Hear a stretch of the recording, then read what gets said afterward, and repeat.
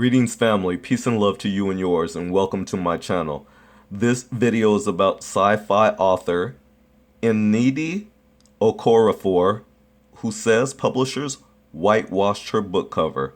I'm going to give you another close-up look on the book cover so you can see the difference in what she's talking about. And then I'm going to go into the story. The heroine of The Shadow Speakers is black, but the woman on its cover was originally white, as you can see from the picture on the left. So family, Nebula award-winning science fiction writer Nnedi Okorafor wrote a book in 2007 called The Shadow Speaker.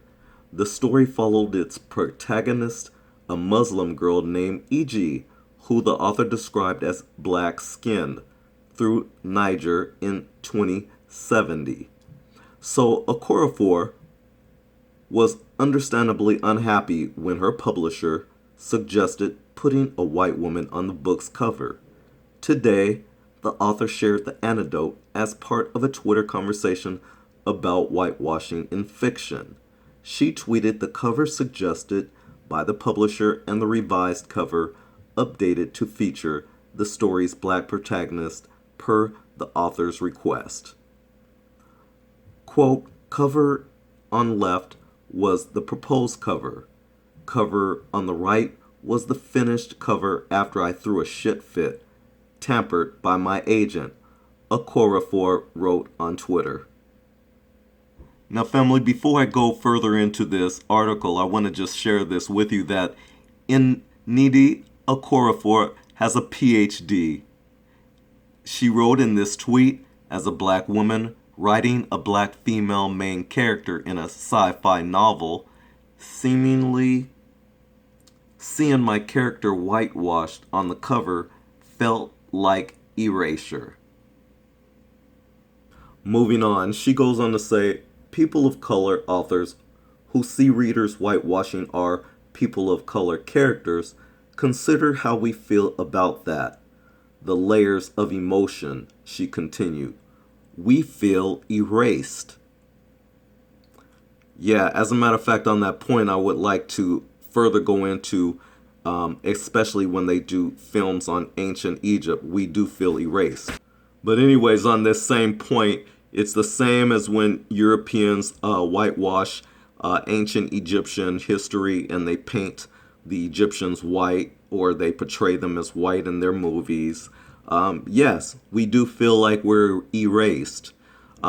Same when you do movies on figures, historical figures like Hannibal or Hercules, who were also black.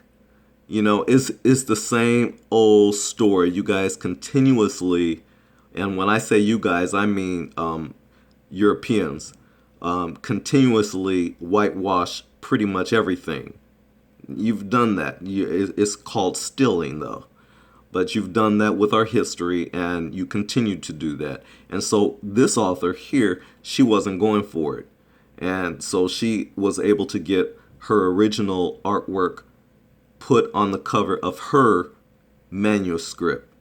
But anyways, I'm going to continue. It says, in 2016, Okorafor's novella Binti, B-I-N-T-I, earned both the Hugo Award and the Nebula Award.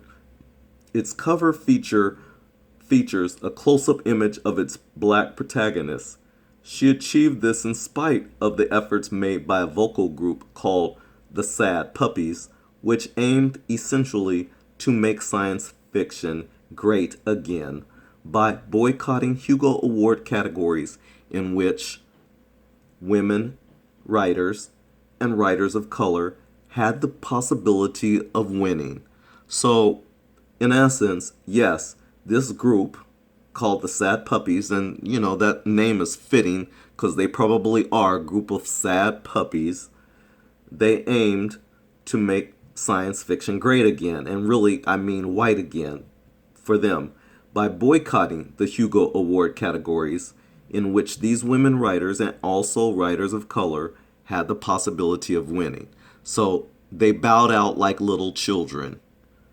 But anyways, after her win, Okorafor told the Huffington Post, quote, "The issues swirling around the Hugos are merely manifestations of the growing pains this country is experiencing as a whole. Growing pains are painful, awkward, annoying, sometimes destructive in order to create," unquote. Readers have responded to Okorafor's tweet with expressions of disbelief. Well, yes, because the majority of black Americans, especially, are in disbelief that Europeans go this far. They go this far to feel significant. It's like you feel less than. You feel like you're so insecure is what the word is. You feel, it seems like you're so insecure, white people, that you have to be in everything, you have to be a part of everything, you have to be on everything, you have to be at the forefront of everything. It's a psychosis, a mental dysfunction. It has nothing to do with high IQ. It is a dysfunction. You feel so insecure that you have to be on everything, that you went so far as to whitewash a black writer's manuscript.